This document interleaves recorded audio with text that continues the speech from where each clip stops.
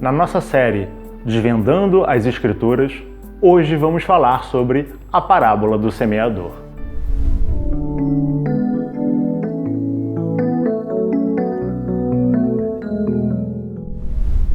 E caso você não conheça a parábola do semeador, nós deixamos aqui na descrição as 3 versões dela, já que ela está contida em 3 evangelhos diferentes.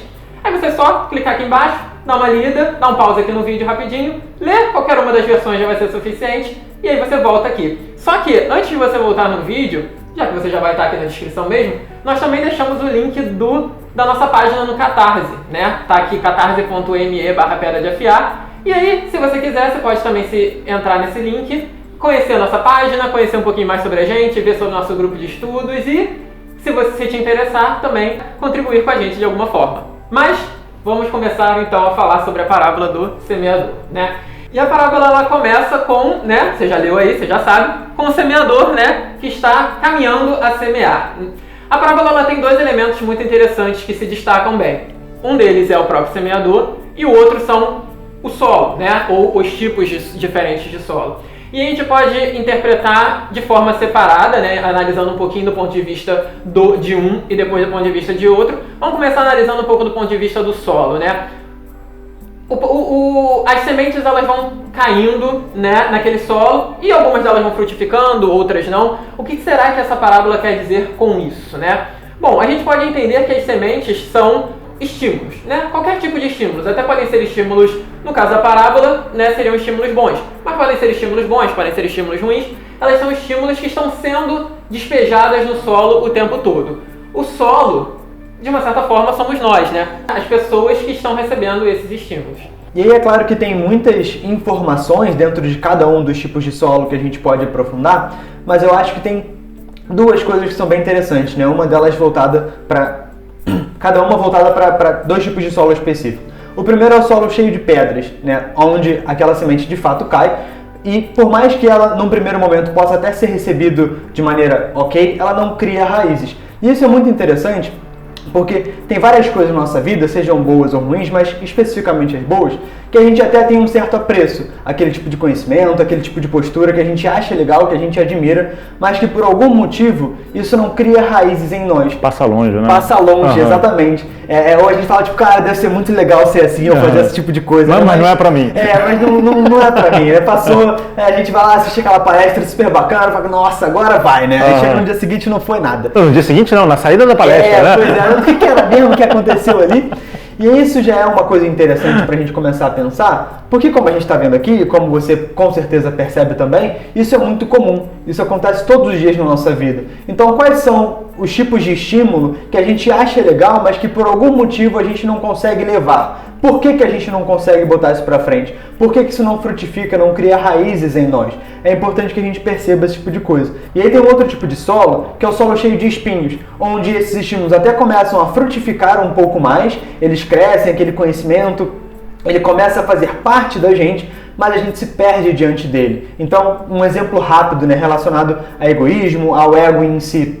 A gente começa a ter aquela informação e tudo mais, aquilo bonito, a gente decora texto, a gente sabe falar aquilo muito bem, mas aquilo começa a ser usado de uma forma meio soberba, de uma forma meio arrogante. Ou seja, aquilo tinha tudo para frutificar, aquilo tinha tudo para levar coisas boas para as outras pessoas, mas a gente se perdeu no meio do caminho. A gente começou a fazer com que aquilo não tenha de fato uma essência positiva, e aquilo é sufocado pelos espinhos, aquilo é sufocado por alguma outra coisa, por alguma outra ilusão. Isso também é uma coisa que acontece muito na nossa vida. Então, quais são os ensinamentos, quais são as atitudes que são boas em si, mas que dentro da nossa convivência, dentro das nossas atitudes, tem um viés um pouquinho diferente, se perdem um pouco no caminho. Aonde a gente está se perdendo nesse caminho? São coisas importantes da gente pensar. Um ponto que o João destacou em relação a esses 2 solos, é claro que existem mais solos na parábola, né? Mas é que, se você prestar atenção, você não é apenas um tipo de solo. Nós somos todos esses solos.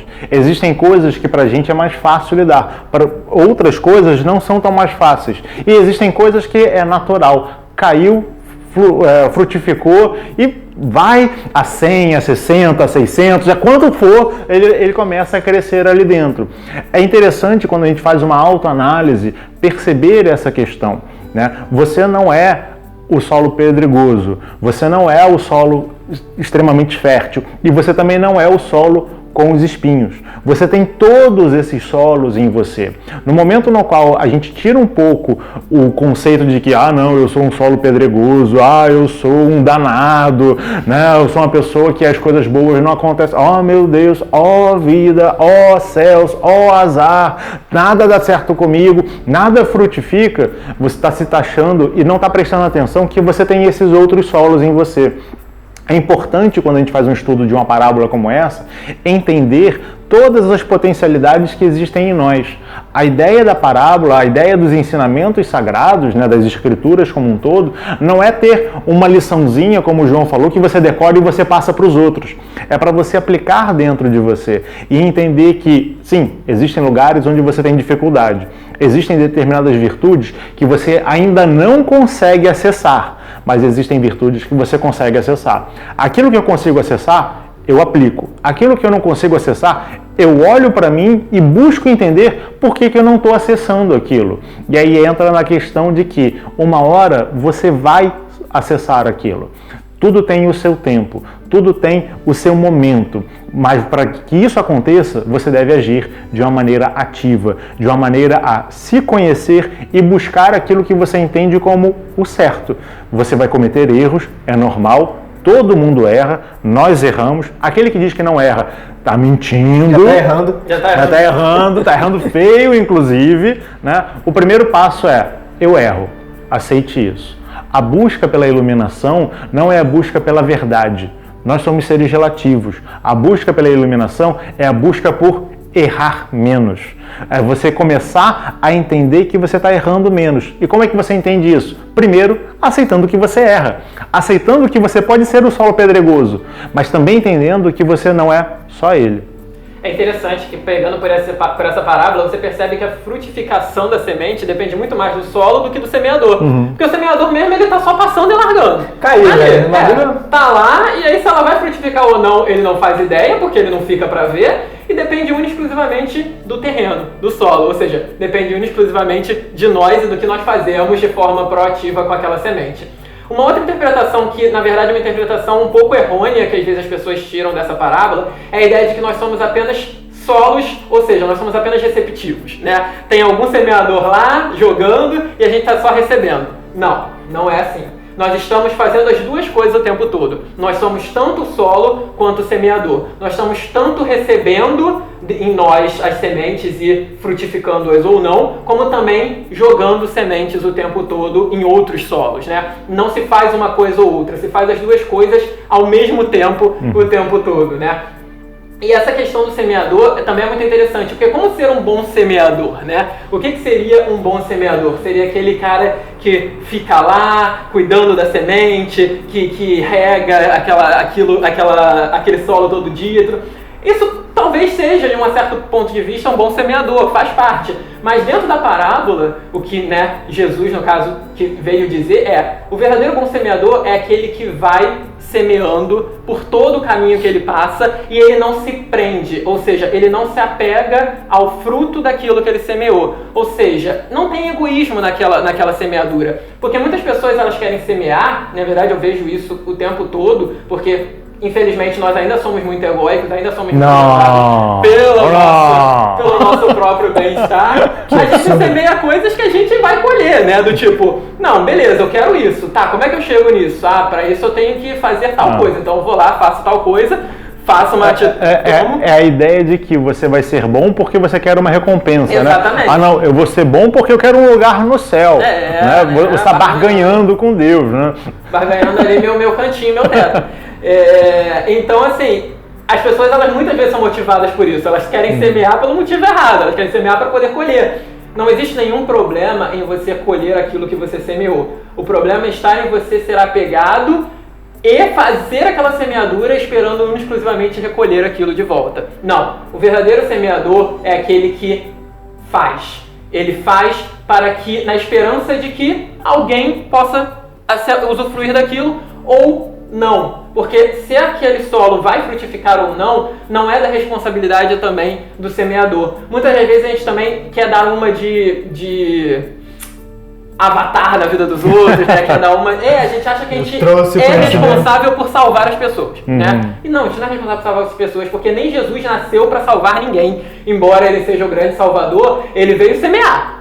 As pessoas se salvaram, né? Como ele mesmo diz, né? Tua fé te curou, então, cara, eu joguei sementes aí. Se você se frutificou, você se salvou. Mas ele não veio salvar ninguém, porque ninguém salva ninguém. Só a gente mesmo pode se salvar. Então, muitas das vezes a gente esquece disso e a gente acha que a gente quer lá semear no outro a virtude X e a gente quer que aquilo se desenvolva, a gente quer que aquilo... E, cara, não compete a gente, compete a ele. A nossa parte já foi feita. A gente semeou. Se ele vai frutificar aquela semente ou não, é uma questão dele. Ah, mas é muito triste que ele não frutifique. Não, não é triste. É só triste se você quiser que seja. Porque mesmo que ele não frutifique, pensa, mesmo um solo arenoso, mesmo um solo pedregoso, onde a semente cai e morre, ela ainda assim, aquela semente que foi, em tese, plantada ali, ou aquela tentativa, não foi em vão. Por quê? Porque ela vai gerar um substrato. E talvez depois de milhares de sementes ali morrendo, gerando um substrato, talvez aquele solo vire fértil. Então, aquele ato virtuoso, aquela semente que você tentou plantar naquela pessoa e não frutificou, não foi um desperdício. Ela serviu de base para outra depois, né? E se você acha que é um desperdício, você está com ego ali também. Porque você está falando, não, mas eu tinha que salvar aquela pessoa. É você se colocando de uma forma não como um bom semeador. Um outro ponto disso que você está falando, Patrick, é uma coisa que às vezes a gente tem, né, de, você foi lá e plantou a sementinha do bem. E você quer colher uma coisa que você acha que é o bem. Quando na verdade não. Você foi lá e orientou uma determinada pessoa, aí a pessoa saiu da sua vida. Nossa, que foi que aconteceu? Como assim? Como assim? Não, ela tem que continuar frequentando aqui com a gente. A gente vê muito isso em alguns grupos religiosos que não, você precisa ficar aqui. Não, você não precisa ficar ali. Se aquela informação já serviu para você, aquilo foi suficiente, você seguiu adiante, a pessoa partiu. A nossa função é a função de semear. É uma frase que é atribuída a Francisco de Assis. Pregue sempre o Evangelho e, se necessário, use palavras. A ideia é que você deve viver aquilo que você entende como correto, constantemente. E através das suas ações, dos seus gestos, de como você toca a outra pessoa, no emocional dela, você vai ensiná-la. Às vezes você precisa explicar. Mas o tempo da pessoa aprender é o tempo dela. Você, nesse caso, é o semeador, não é o solo. Achar que você é o semeador e o solo, você não está entendendo muito bem essa parábola. Bom, caso você tenha gostado desse vídeo, caso você goste dos nossos estudos e queira conhecer mais, queira fazer parte desses nossos ciclos e até receber as sementes, plantar um pouco também as suas sementes para que elas possam frutificar nos nossos solos, dá uma olhadinha lá no Catarse, a gente tem uma contribuição mínima de R$15, você pode nos ajudar de várias outras maneiras e também vir fazer parte do nosso grupo, vir estudar com a gente.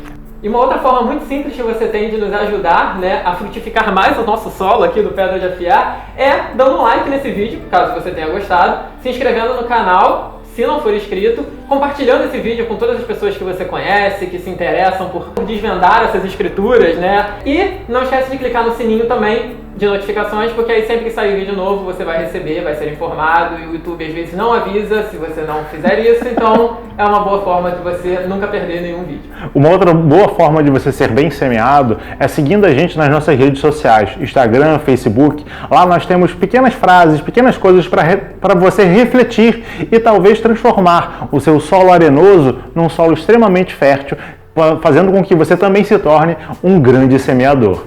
Até a próxima. Tchau, tchau.